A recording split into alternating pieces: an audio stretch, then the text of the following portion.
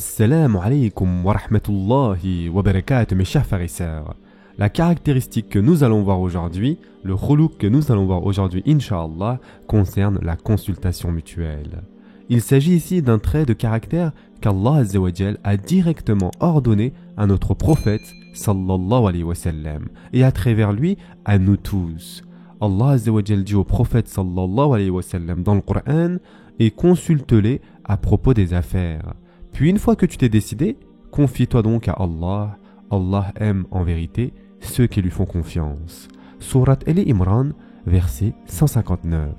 Donc Allah Azza wa Jal dit, avant de prendre une décision, ô messager d'Allah, consulte-les tes compagnons, puis prends cette décision. Ainsi, il s'agit du khuluq de la consultation. Le croyant n'agit pas de manière unilatérale. Le croyant demande conseil, c'est son habitude et sa coutume.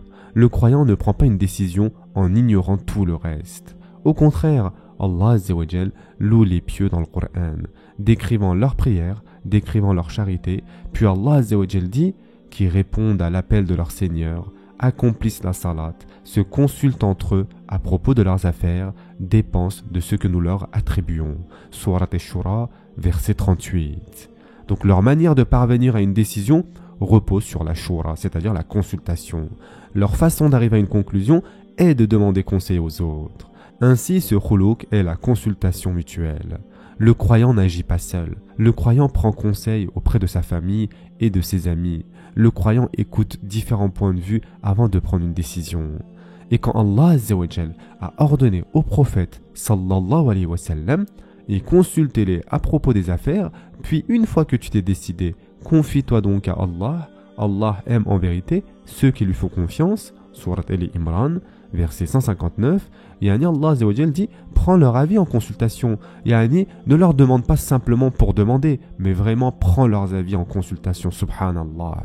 Et toute la sira, yani la biographie prophétique, n'est qu'une illustration de ce principe. Regardez chaque grande décision que notre prophète sallallahu alayhi wa sallam a prise. Lors de la bataille de Badr, il a réuni les Ansar et les Muhajiroun. Il leur a dit, que pensez-vous que nous devrions faire? Lors de la bataille d'Uhud, dans sa mosquée, il a convoqué tout le monde et leur a demandé, que devons-nous faire? Il y a eu donc une discussion, puis la majorité a décidé d'aller affronter les ennemis sur la plaine d'Uhud, n'est-ce pas? Ensuite, ce qui devait arriver est arrivé, et c'est un point important. Le prophète sallallahu alayhi wa sallam n'est jamais revenu sur la décision prise ni n'a critiqué qui que ce soit. Car une fois la consultation faite, on ne regarde pas en arrière. C'est ce que Allah Azza wa Jal dit. Une fois la décision prise, mets ta confiance en Allah Azza wa Jal. Mais avant, il faut consulter. À la bataille de Badr, pour les prisonniers de guerre, il a convoqué Abu Bakr et Omar radiallahu anhum, ainsi que les compagnons proches, et il leur a demandé que devons-nous faire avec eux. Il est pourtant le messager d'Allah sallallahu alayhi wa sallam, et pourtant, il consulte ses compagnons. Lors de la bataille du fossé, il a encore une fois rassemblé les compagnons et leur a dit, voici la situation, quel est votre avis? Salman al-Farisi radiallahu anhu a proposé une idée, et le prophète sallallahu alayhi wa sallam l'a suivi. Et ce principe ne s'appliquait pas seulement aux grandes décisions, mais aussi à sa vie privée et personnelle. Et subhanallah, c'est incroyable.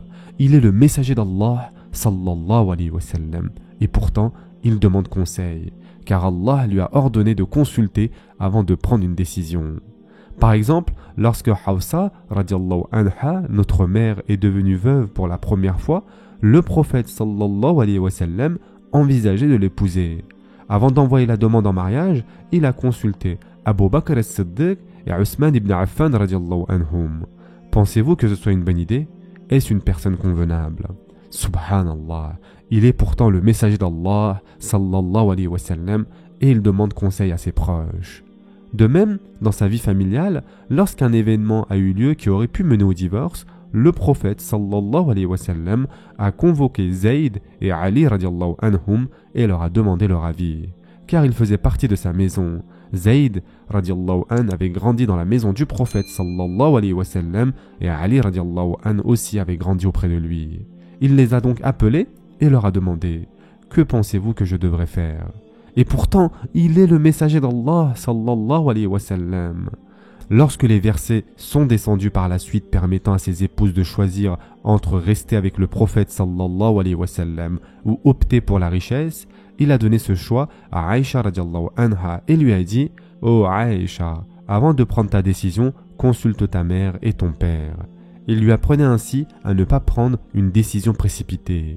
Bien sûr, Aïcha radiallahu anha a répondu « Ai-je besoin de réfléchir à cette question ? Il n'y a pas d'autre choix que d'être avec toi, ya Rasulallah. » Mais lui s'inquiétait pour elle, sallallahu alayhi wa sallam. Le point clé est qu'il lui a enseigné qu'on ne prend pas une décision seule, on fait la shura. Et donc, subhanallah, si le messager d'Allah, sallallahu alayhi wa sallam, lui-même faisait la shura, que dire alors de nous? Et d'ailleurs, nous retrouvons ce khoulouk chez les compagnons après lui. Abu Bakr as-Siddiq radiallahu an l'a appliqué à maintes reprises. Un jour, il s'est levé devant les compagnons et a dit qu'une situation s'était produite. Que pensez-vous que je devrais faire? Omar ibn al-Khattab radiallahu an, lors de l'épidémie de peste en Syrie, alors qu'il était en route vers la région, s'est arrêté et a demandé aux compagnons que devrions-nous faire, entrer ou rebrousser chemin. Osman ibn Affan radiallahu an, lors de la compilation du Coran, il a réuni les compagnons et leur a dit que devons-nous faire? L'un d'eux a proposé d'unifier les mushaf en un seul, ce qui est devenu bien sûr le mushaf Ousmani. Tout cela découle donc du principe de la consultation, la shura. D'ailleurs, notre prophète sallallahu alayhi wa sallam nous a donné des directives claires à ce sujet. Dans un hadith rapporté dans le musnad de l'imam Ahmed, le prophète sallallahu alayhi wa sallam a dit « Si quelqu'un vient à vous pour demander conseil, vous devez lui donner la meilleure recommandation que vous avez. Si vous ne le faites pas et que vous le trompez, alors vous avez commis une trahison. » Autrement dit, lorsqu'on nous demande un conseil, nous avons l'obligation d'être sincères. Dans un autre hadith rapporté par Tirmidhi et d'autres, le prophète sallallahu alayhi wa sallam a ordonné « Soyez sincères dans vos conseils à tout musulman ». Ainsi, lorsque quelqu'un vient vous voir pour vous demander un conseil, ou pour vous suggérer quelque chose, ou pour obtenir un avis, par exemple, je suis sur le point de me lancer dans une entreprise, je pense à rejoindre un partenariat, je réfléchis à ceci et à cela, Allah Azza wa Jalla a ordonné que vous ne soyez pas égoïste. Allah Azza wa Jalla a ordonné que vous ayez en tête le meilleur intérêt de la personne. Et si vous ne le faites pas, notre prophète sallallahu alayhi wa sallam a averti que c'est une trahison, c'est-à-dire khiyana. Et savez-vous ce qu'est une khiyana? C'est la pire forme de trahison. C'est poignarder quelqu'un dans le dos et vous en porterez le péché. Si quelqu'un vous fait confiance pour un conseil et que vous en profitez en fait, si vous lui donnez un avis dont vous savez qu'il sera mauvais pour cette personne, mais qui pourrait être bénéfique pour votre propre entreprise ou pour votre propre intérêt personnel, ceci est une trahison, mes chers frères et sœurs. Donc, lorsque quelqu'un vient vous voir pour demander un conseil, vous devez donner un bon conseil. Notre prophète sallallahu alayhi wa sallam a également dit, et nous avons déjà cité ce hadith il y a 2 semaines de cela, mais subhanallah, nous sommes maintenant à la fin du mois. Et le prophète sallallahu alayhi wa sallam a dit, celui qui vous demande conseil, tout ce qu'il vous confie est une amana, c'est-à-dire une responsabilité sacrée. Nous avons donné l'exemple du prophète sallallahu alayhi wa sallam qui voulait demander Hafsa radiallahu anha en mariage. Abu Bakr et Osman radiallahu anhum avaient tous deux été approchés par Omar radiallahu anh qui leur avait dit « Êtes-vous intéressé par ma fille ?» Et ils n'ont rien pu dire, ils ne pouvaient rien dire. Puis ils ont révélé plus tard que le prophète sallallahu alayhi wa sallam avait exprimé un intérêt et qu'il ne voulait pas révéler donc son secret avant lui. Subhanallah. Donc, lorsque quelqu'un vient vous voir avec une question très importante, par exemple, je réfléchis à cette entreprise, je pense à ce partenariat, tout ce qu'il vous demande est une amana, d'accord? Et vous n'avez pas le droit de le divulguer à qui que ce soit. Imaginez qu'il veuille ouvrir une entreprise et que vous alliez informer les concurrents. Subhanallah, vous avez donc trahi votre frère. 2 choses à retenir, mes chers frères et sœurs en islam, concernant la shura. Donc, vous devez donner un conseil sincère. Et deuxièmement, cette consultation est une amana, d'accord? La question qui se pose maintenant est, êtes-vous obligé d'écouter les conseils des autres lorsqu'ils vous font shura? Et la réponse est non, ce n'est pas une obligation, d'accord? Quelle est la sagesse derrière la shura? La sagesse de la shura, c'est de bénéficier de l'expérience collective des autres. Mes chers frères et sœurs en islam, personne n'est expert en tout domaine, n'est-ce pas? Malgré ce que vous pourriez penser de vous-même, personne n'est expert en tout. Et Google ne vous donnera pas toutes les réponses. Parfois, vous devez consulter les experts du domaine. Vous envisagez donc un partenariat, vous souhaitez ouvrir une entreprise, allez parler au chef d'entreprise du secteur. Quels sont les avantages et les inconvénients? Dans votre esprit, vous avez une idée, lorsque vous confrontez cette idée à l'expérience des autres, elle se précise. La sharia donc veut que vous soyez sage. Une des caractéristiques du croyant d'ailleurs, c'est la sagesse comme nous l'avons dit. Et un des moyens d'acquérir cette sagesse est de s'humilier devant l'expertise des autres. Voilà ce qu'est la shura. Maintenant, est-elle obligatoire? Évidemment que non. Le but ici, l'objectif, c'est de bénéficier de l'expérience collective. Vous écoutez, vous échangez des idées et parfois, vous prenez conscience d'un aspect que vous ignoriez. Quand vous consultez des experts, ils vous offrent une vision d'ensemble. L'un des savants d'ailleurs a dit « Lorsque vous demandez la shura, vous empruntez les esprits de personnes meilleures que vous. » C'est ce que vous faites réellement, vous tirez parti de leur intelligence et de leur expérience. Nous devons donc inculquer cette habitude de shura.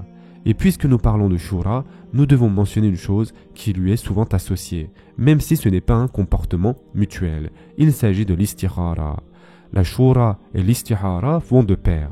Nous parlons ici de prise de décision, d'accord? L'istihara est une affaire personnelle et la shura, c'est une affaire collective. Mais elles vont main dans la main. Avant de prendre une grande décision, le croyant fait les deux. Il fait la shura d'un côté et l'istihara de l'autre. Elles doivent faire partie de notre routine, mes chers frères et sœurs en islam. La shura, c'est avec des amis proches et des membres de la famille de confiance. Et attention ici, vous ne faites la shura qu'avec ceux que vous aimez, en qui vous avez confiance et qui sont expérimentés. Vous ne consultez que ceux qui sont pieux et qui connaissent bien le domaine. Ensuite, vous faites la prière de consultation. L'istihara est un sujet à part entière. Donc, ce qui est important de comprendre, c'est qu'après avoir fait la shura et l'istihara, toute décision que vous prenez est la bonne. Il faut comprendre cela, d'accord? Quelqu'un pourrait dire « J'ai fait la shura et l'istihara, j'ai fini par me marier et le mariage s'est soldé par un divorce. Où ai-je fait une erreur ?» Nous répondons « Mon cher frère, ma chère sœur, ce n'est pas parce que le mariage s'est terminé que c'était une erreur. C'était pour votre bien à long terme. Peut-être que vous ne le voyez pas maintenant, peut-être que vous ne le comprenez pas, mais si vous avez fait la shura et l'istihara, c'était ce que Allah Azza wa Jal voulait pour vous. » Comme durant la bataille de Uhud, le prophète sallallahu alayhi wa sallam a pris toutes les précautions et il a consulté ses compagnons. Et pourtant, ce qui devait arriver est arrivé. Le prophète sallallahu alayhi wa sallam n'est pas revenu en disant « Pourquoi vous ai-je écouté ?» Non. Une fois que vous avez fait la shura et pris l'avis collective, puis fait l'istihara, c'est terminé. Si quelque chose arrive, il faut accepter le qadar d'Allah.